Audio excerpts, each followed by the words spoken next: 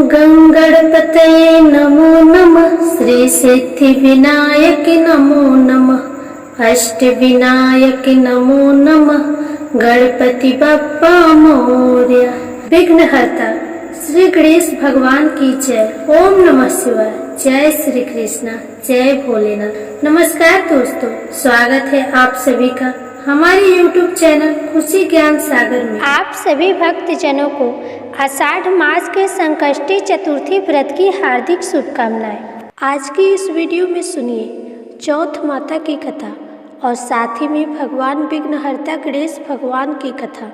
माना जाता है कि चौथ माता का व्रत और कथा के साथ गणेश की कथा सुनने से व्रत का पूर्ण फल प्राप्त होता है। कथा को शुरू करने से पहले अगर आप हमारे चैनल पर नए हैं तो प्लीज़ चैनल को सब्सक्राइब करें, वीडियो को लाइक करें और कमेंट में ओम गणेशाय नमः जरूर लिखिए। तो आइए कथा को शुरू करते हैं। किसी गांव में एक सेठ सेठानी रहते थे। उनके एक बेटा और एक बहू भी थे। उनके बहू का नियम था सबको भोजन कराने के बाद स्वयं भोजन करते थे। उनके एक पड़ोसन जो रोज उनके घर आती और रोज ही ये पूछती कि आज तुम्हारे घर क्या बना है, और बहू भी रोज यही कहती कि ठंडो बासी भोजन। एक दिन बहू ने बहुत सारे पकवान बनाए थे। सब लोग खाना खाने बैठे तो उसके पति ने विचार किया कि देखते हैं पड़ोसन आती है और पूछती है कि तुम्हारे घर क्या बना है तो यह क्या जवाब देती है। घर के सभी लोगों ने एक साथ बैठकर भोजन कर लिया। आज भी वह पड़ोसन आई और उस पड़ोसन ने पूछा कि आज तुम्हारे घर पर क्या बना है, तो बहू ने फिर वही जवाब दिया कि ठंडो बासी। तब सेठ के लड़के ने पूछा, हो न हो कोई बात तो जरूर है जिससे मेरी पत्नी पड़ोसन से ऐसा कहती है। उसने अपनी पत्नी से पूछा कि तुम रोज पड़ोसन से ऐसा क्यों कहती हो कि ठंडो बासी खाया, जबकि आज तो हम सब ने मिलकर कई तरह के पकवान खाए हैं। तब उसकी पत्नी ने कहा कि हम लोग जो भी खा रहे हैं वो अपने बाप दादा की कमाई है। जिस दिन आप कमा कर लाओगे उस दिन मैं समझूंगी कि ताज़ा भोजन कर रहे हैं। फिर लड़के ने अपने पत्नी की बातों पर विचार किया और उसने अपनी माँ से कहा, माँ मैं एक बड़े शहर में कमाई करने जा रहा हूँ। तब उसकी माँ ने कहा, बेटा अपने पास इतना धन है फिर तुम क्यों शहर जाना चाहते हो। माँ के मना करने पर भी बेटे ने स्वयं कमाने का दृढ़ निश्चय कर लिया और जाते समय पत्नी से कहा कि मैं जब तक कमाकर बहुत सारा धन ना लेके आऊं तुम चूल्हे की आग मत बुझने देना। एक दिन चूल्हे की आग बुझ गई तो वह मन ही मन घबराने लगी। कहीं मेरे पति किसी संकट में तो नहीं है, जल्दी से पड़ोस से आग लाकर चूल्हे में रख दूं। ऐसा विचार करके बहू पड़ोस में गई। वहां पड़ोसन चौथ माता का व्रत पूजन कर रही थी। पड़ोसन ने कहा, थोड़ी देर में आकर आग ले जाना। तब बहू ने पड़ोसन से पूछा कि आप क्या कर रही हो। तब पड़ोसन ने कहा, मैं चौथ माता का व्रत कर रही हूँ। बहू ने कहा, आप ये व्रत क्यों करती हैं, इससे क्या मिलता है। तब पड़ोसन ने बहू को बताया, चौथ माता के इस व्रत को करने से अन्य लक्ष्मी मिलती है और अपनी सभी मनोकामनाएं पूरी हो जाती है। पड़ोसन की ये बात सुनकर बहू का भी मन हुआ कि वह भी चौथ माता का व्रत करे। अब बहू भी चौथ माता की व्रत करने लगी।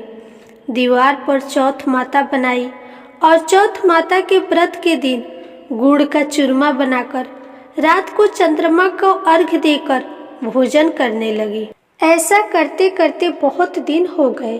चौथ माता ने उस बहू के पति को स्वप्न दिया कि साहूकार का बेटा तू जागे कि सोवे, तेरी पत्नी तुझे बहुत याद कर रही है, घर जाकर उसकी चिंता मिटा।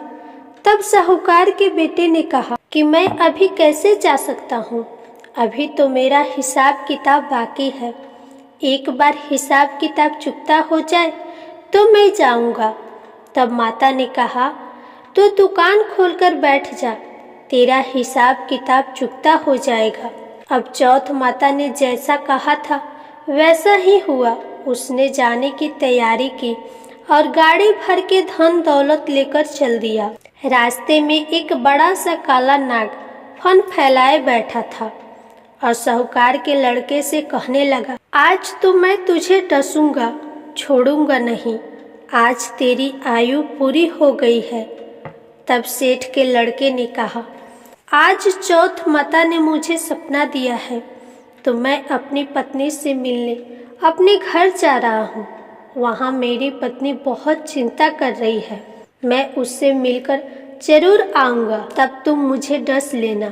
तब नाग ने कहा, तुम शपथ पूर्वक कह के जाओ तो मैं तुम्हें जाने दूंगा, परंतु तुम नहीं आए तो मैं तुम्हारे घर आकर तुम्हें डस लूंगा। इस प्रकार सांप को वचन देकर वह अपने घर आ गया। वहाँ सभी ने हंसी खुशी उसका स्वागत किया और सब लोग भोजन करने बैठ गए। साहूकार का लड़का बहुत उदास था तो उसकी पत्नी ने पूछा, क्या हुआ, तुम उदास क्यों हो?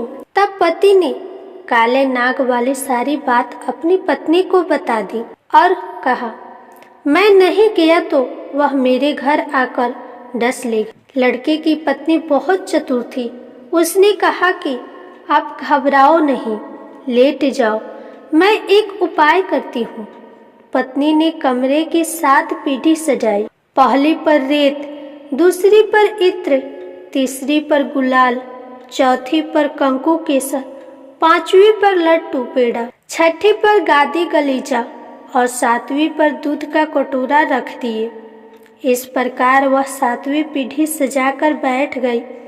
आधी रात होते ही नाग आकर सीढ़ी पर चढ़ने लगा।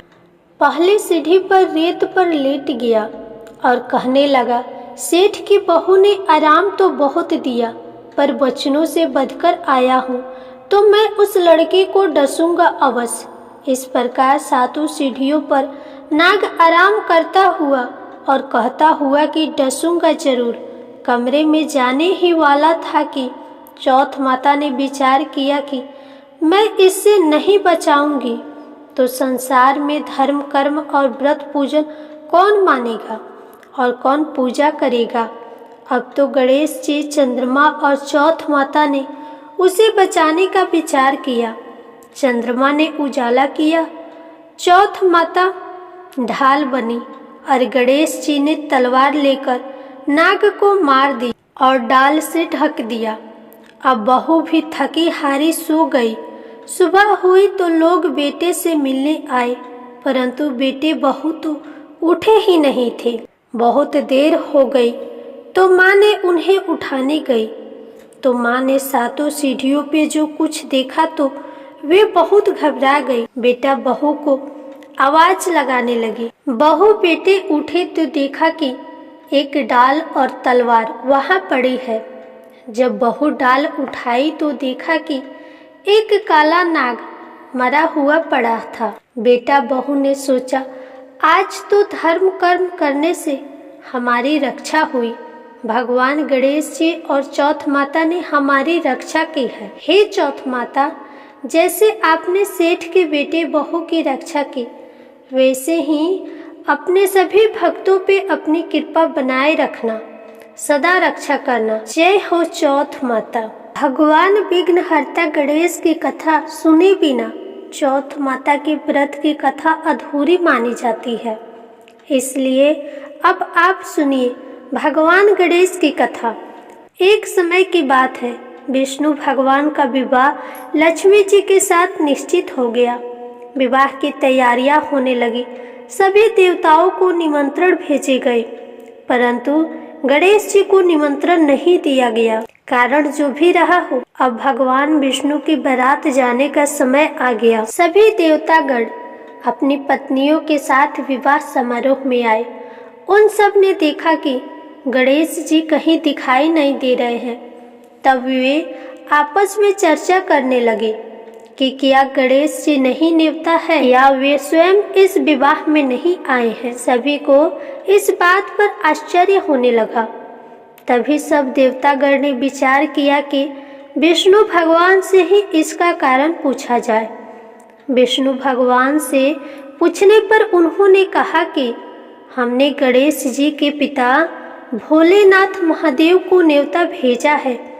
यदि गणेश जी अपने पिता के साथ आना चाहते तो आ जाते, अलग से न्योता देने की कोई आवश्यकता भी नहीं। दूसरी बात यह है कि उनको 1.25 मन मूंग, 1.25 मन चावल, 1.25 मन घी और 1.25 मन लड्डू का भोजन दिन भर में चाहिए। यदि गणेश जी नहीं आएंगे तो कोई बात नहीं, दूसरे के घर जाकर इतना खाना पीना अच्छा भी नहीं लगता। इतनी वार्ता कर ही रहे थे कि किसी एक ने सुझाव दिया, यदि गणेश जी आ भी जाए तो उनको द्वारपाल बनाकर बैठा देंगे कि आप घर की देखभाल करना। आप तो चूहे पर बैठकर धीरे धीरे चलोगे तो बारात से बहुत पीछे रह जाओगे। यह सुझाव भी सबको पसंद आ गया तो विष्णु भगवान ने भी अपनी सहमति दे दी। होना क्या था, इतने में गणेश जी वहां पहुंचे और उन्हें समझा बुझाकर घर की रखवाली के लिए बैठा दिया गया। बारात चल दी। तब नारद जी ने देखा कि गणेश जी तो दरवाजे पर ही बैठे हुए हैं, तो वे गणेश जी के पास गए और रुकने का कारण पूछा। गणेश जी कहने लगे कि विष्णु भगवान ने मेरा बहुत अपमान किया है। नारद जी ने कहा कि आप अपनी मूषक सेना को आगे भेज दे तो वह उन लोगों का रास्ता खोद देंगे जिससे उनके वाहन धरती में धंस जाएगी, तब आपको सम्मान पूर्वक बुलाना ही पड़ेगा। तो गणेश जी ने अपनी मूषक सेना जल्दी से आगे भेज दी और सेना ने जमीन पोली कर दी। जब बारात वहां से निकली तो रथ के पहिए धरती में धंस गए। लाख कोशिश के बाद भी पहिए नहीं निकले।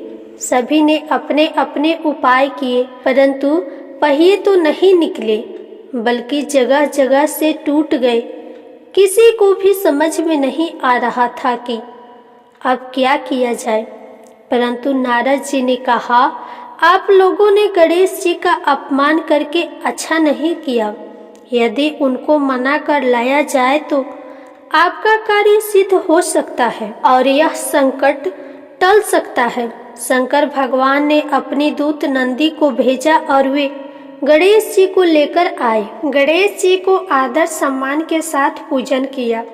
तब कहीं रथ के पहिए निकले। अब रथ के पहिए निकल तो गए परंतु वे टूट फूट गए, तो उन्हें सुधारे कौन। पास के खेत में एक खाती काम कर रहा था, उसे बुलाया गया। खाती अपना कार्य करने से पहले श्री गणेशाय नमः कहकर गणेश जी की वंदना मन ही मन करने लगा। देखते ही देखते खाती ने सभी पहिए को ठीक कर दिया। तब खाती कहने लगा कि हे देवताओं, आपने सर्वप्रथम गणेश को नहीं मनाया होगा और न ही उनका पूजन किया होगा, इसलिए तो आपके साथ यह संकट आया है। हम तो मूर्ख अज्ञानी हैं, फिर भी पहले गणेश को पूजते हैं, उनका ध्यान करते हैं। आप लोग तो देवतागण हैं, फिर भी आप लोग गणेश जी को कैसे भूल गए। अब आप लोग भगवान श्री गणेश जी की जय बोलकर जाए, आपके सब काम बन जाएंगे और कोई संकट भी नहीं आएगा। अब सभी को अपनी अपनी गलती का पश्चाताप हुआ और सबने भगवान गणेश की जयकारा लगाई और बारात वहां से चल दी। भगवान विष्णु का विवाह लक्ष्मी जी के साथ संपन्न हुआ और सभी सकुशल अपने घर लौट आए। हे गणेश जी महाराज, आपने जैसे विष्णु भगवान के कार्य को सिद्ध किया, वैसे सभी के कार्यों को सिद्ध करना। बोलो भगवान गणेश की जय। जय चौथ माता।